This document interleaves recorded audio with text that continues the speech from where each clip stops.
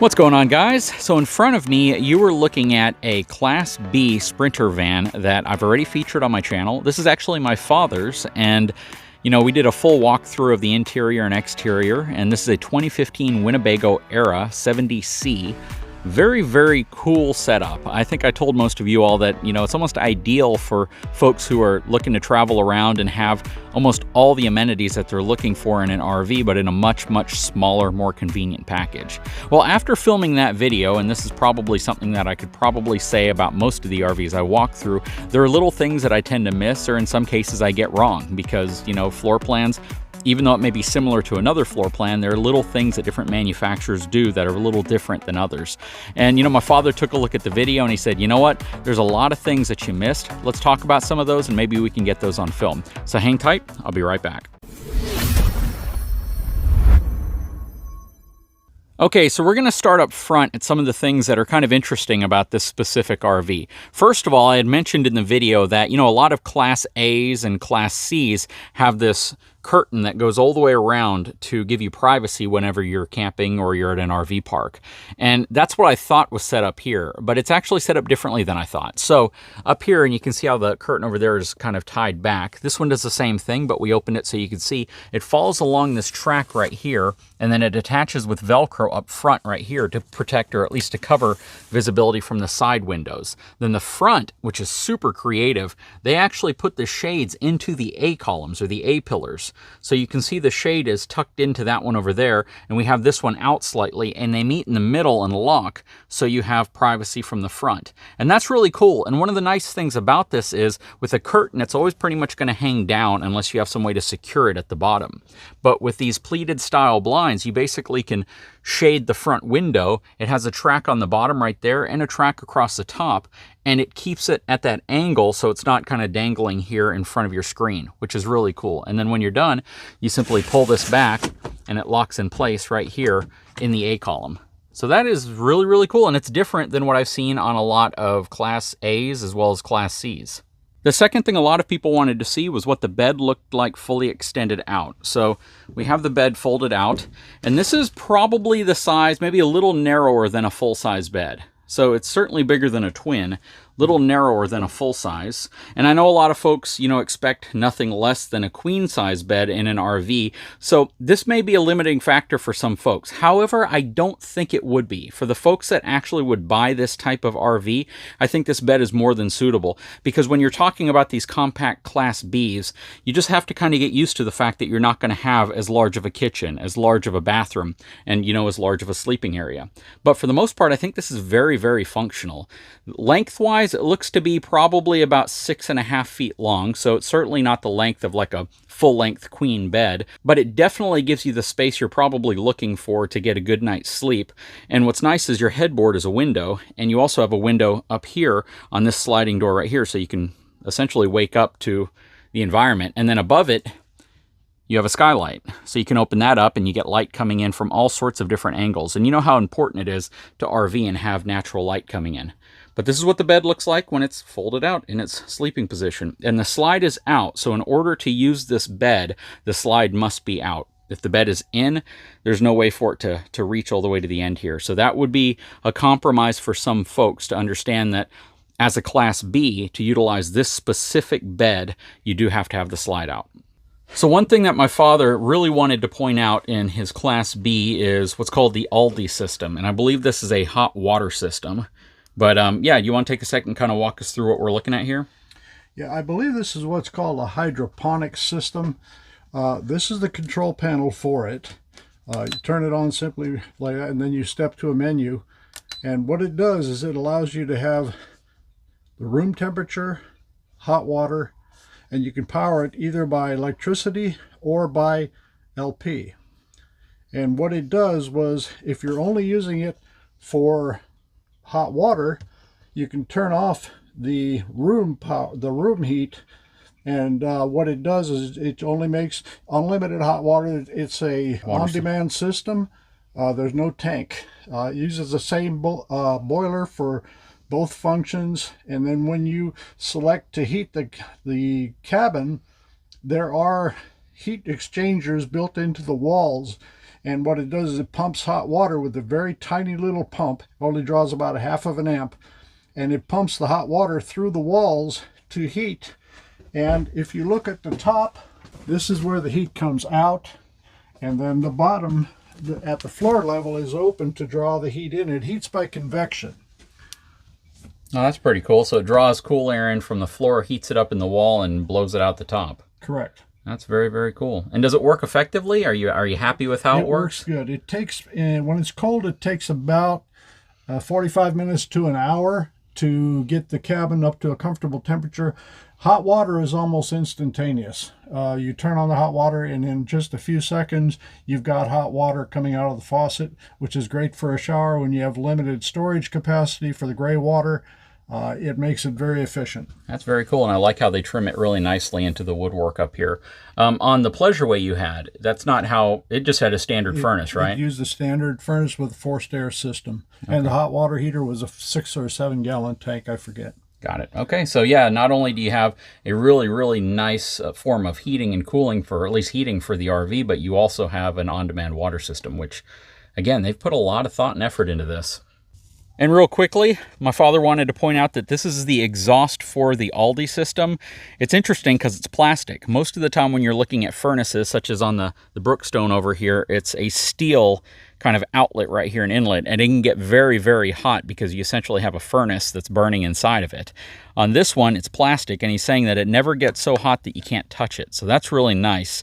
The only challenge I think he's ran into is actually finding a basket that you can cover this with to prevent bugs and things like that from getting into. So we'll probably have to explore that a little bit because I have an assortment of them on the side of our water heater and furnace over there. Okay, so a lot of folks also wanted to know about the size of the generator, or if it even had a generator. It does have a generator. I believe it's a Cummins Onan. What are the specs on it? The generator is a 2.5 kW, and it's mounted right in the middle behind the rear axle, right behind the pumpkin, forward of the black water tank. Yeah, there's the exhaust for it right there. That's why we're pointing it at this side of the RV right now. Correct. And with the generator, like many other small generators, you can run either the microwave or the air conditioner, but not both at the same time. Okay, but if you're only running the microwave, you can run probably everything else. Or if you're running the air conditioner, you can run everything else, but not both the air conditioner and the microwave simultaneously, right? Yes, that's correct. All right, good deal. Let's move on to the next one. And something I also wanted to point out is the fact that this does not utilize a Schwintek style slide mechanism on this slide, which is very common on your smaller Class C's, Class B's, B pluses. In the case of this specific one, it utilizes the floor mount slide system down here, which you can see, which is more of a rack and pinion style, very similar to what you see on like the front slides of some fifth wheels, but it's certainly different than what you would typically see on this type of RV. So they've done a lot of really unique things. It allows you to move things that might be a little closer to the wall and service the system a little bit more effectively, simply because the components are all underneath the slide and not tied to the side of the slide. All right, so next up is the receiver. So this has a 2-inch receiver. It's rated at 5,000 pounds. And a lot of people, you know, whenever you look at something like this or any motorhome, instantly you think of the challenges whenever you get to an RV park or wherever you're at, whenever you're fully connected or you're set up, if you have to run to the store to pick something up or if you have to move around. So I'm going to let my father explain what he has as a solution to that, because I think it's similar to what a lot of folks may have who have Class A, B, or C's and have a towed vehicle or a tow-behind vehicle. We have had a towed that we used. We had a little Honda CRV that we used on our Class A pusher. And we also used it on a couple of Class B pluses that we had. But for this little van, we opted to go with a smart car. And the reason being, the smart car is simplicity itself when it comes to towing. It only weighs about 1,600 pounds. Virtually when you're pulling it with this van, you don't even know it's back there. The difference in mileage is about 1 mile per gallon towing the smart car versus not towing the smart car. How's the smart car been in terms of reliability? Haven't had any problems with it. It's a 2009 model, and we've only got about 30,000 miles on it. Also, someone asked, while I'm thinking about it, someone asked about the mileage on this van. Right now, it's right at 31,000. Okay. What about the miles per gallon on the van? Running up into the hills of northeastern Georgia, towing the smart car, we got about 15. Without it, we got about 16. Okay, and that's actual mileage, so you're not exaggerating there. Everyone exaggerates about mileage, but you're saying you got 15 and 16 towing and unladen. Well, both of those numbers had some decimal places after them, but I just rounded it down to the whole number. Okay, well that's pretty dang good fuel economy, because empty on my F450 with just me in it, I get about 12 and a half, so it's a pretty good fuel economy. I guess that's the benefit of having a 3-liter diesel with 95 horsepower. Is that what it is? Actually, I think it's 188 horsepower, but I'm not positive on that. Trying to give you a few there. And a big update is the fact that even though we're talking about this being the 70C model with the slide out, so they no longer make the 70C model, which means you can no longer get this specific type of floor plan with the slide out. So not only do they not make the model, but they no longer make a model of this with the slide out on it, which is very interesting, because I think the slide out is what really makes this a unique van. And it kind of speaks to the fact that when I told you all, my father had been hunting for the right van with the right floor plan, and he came across this one, it was because you get the extra space that slide out affords you. But yeah, they no longer make this model, and apparently they no longer make a model with the slide out, so that's pretty crazy. Unless by the time you see this video, they do make one with the slide out, which is unlikely, but it's possible, I suppose. Now my father's pulling the slide in because he wants to go over something with me that he views as a weakness. It also kind of exposes where something can be serviced, so that's why we're pulling the slide in right now. Okay, so one thing my father pointed out to me is kind of the poor design behind how some of this is. Well, it's not really a poor design, because with RVs, there's a lot of steps that you oftentimes have to remember in a certain order to avoid damaging something. So right here is the propane service bay, and right here is your water control panel. Right there is your storage for your sewer hose. And what he was telling me is because of the placement here, if you have this compartment open, which you're likely going to have open if you're going to be camping out somewhere or working on it, if you pull this slide in, it'll actually make contact with this, and you can see where it's cracked right there. The previous owner of this RV did that, and it was something that he warned my father about, simply because, again, if you have that open, or if it's not fully seated closed and you retract the slide in, you're very likely to damage that door. So you want to be sure in your your steps that you go through whenever you're camping and you're getting set up or breaking down, that you make sure something like this is addressed so you don't leave with a costly mistake. Okay, so one of the things that my father wanted to show was his installation of this aftermarket shower door. Basically, it looks like whenever you put it in place here, there's a cassette right here that holds this shower door. So as you slide it in, it retracts into the body right here. And this replaced a 2-piece tempered glass door that was really heavy and kind of bulky and cumbersome. And they absolutely love this. And I can see why. This is actually very similar to what a lot of RV manufacturers are putting in fifth wheels and travel trailers, more compact RVs. But this is really cool. And it looks blended in. When I did the tour, I didn't even give it a second thought, because it looked so well designed into the unit that it just looks like it fits like a glove. I mean, really, really cool. And he's got boxes in there, so I'm not going to show too much of that. But it says to hold and press in. So you're going to hold and press in, and it unlatches, but then it latches back. Very, very cool. And then real quickly, to wrap the video up, one of the other modifications that he did, he actually installed one of those really interesting magnetically, sealing screen doors where the magnets automatically kind of attach and close it whenever you go in or out of the RV.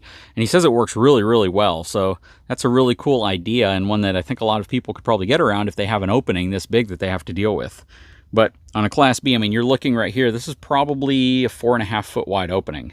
So, whenever you have something like this, you do need to come up with a solution for it, and his solution was that really cool magnetic kind of mesh style screen door.